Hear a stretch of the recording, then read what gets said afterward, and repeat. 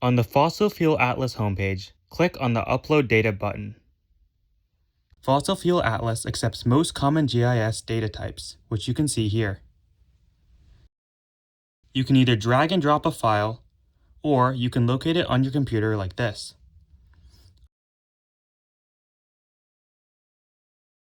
I've gone ahead and found a GIS dataset I want to upload. This one shows all the major cities in the USA. If everything goes well, it should give you the option to view your file, meaning that it was successfully uploaded. If it doesn't, something is likely wrong with the file, or it is missing essential information. Click View to look at the data.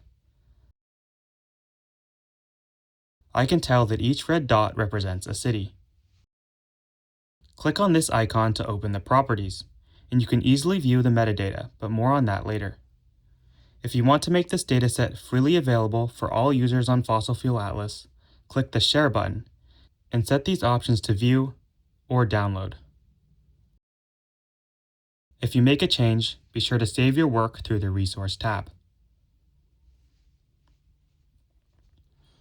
To add and change metadata, click Edit, and then click Edit Metadata. You can change the name, add a description, and change a bunch of other information. When you're done, click the Update button, and you can go back to your dataset. To edit the style of a dataset, again select Edit, and then Edit Style. Click here to add a new style, and you are given many options. Since this dataset displays points rather than lines or polygons, I'll choose one of the point options. Click the plus icon, save it, and then click here to further change the style.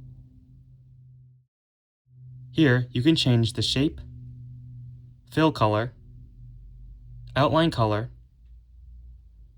thickness, size, and rotation. Now that the basics are out of the way, let's get into some more advanced styling. Stylizing data points depending on specific attributes is one of the most common ways to show data, and luckily it's super easy to do. First, I'll show how to stylize data points with a non-numeric attribute. In this case, the state each city is in.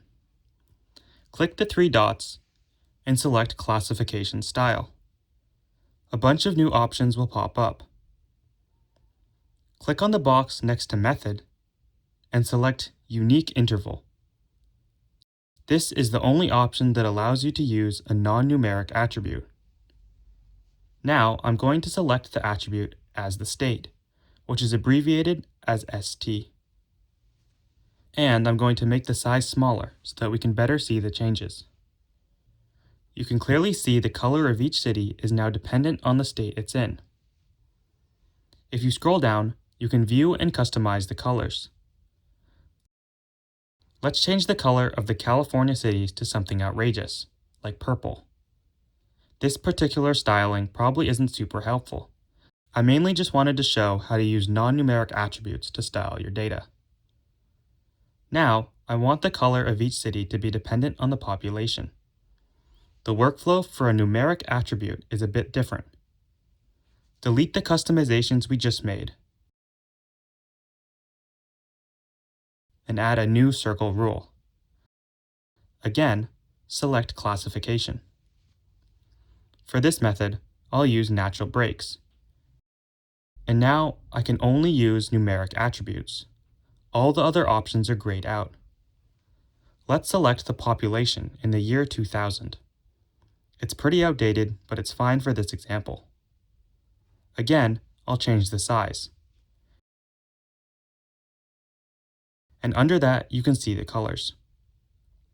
Populations between these two numbers are filled in with this pale color, and slowly get more saturated as the population increases. As you can see, a massive city like New York is super dark, whereas the surrounding ones are closer to white. Now, each data point not only represents a geographic location, but also useful attribute data. When you're satisfied with the styling, click the checkmark button to save the edits. Then, click the Save button, which sets the style you just created as the default. This basically allows all Fossil Fuel Atlas users to see and use your style if you set the sharing privileges. Now you can go back to the Data Viewer page. There's one more thing I forgot to mention, which is setting a thumbnail picture. This only really applies if your dataset is public.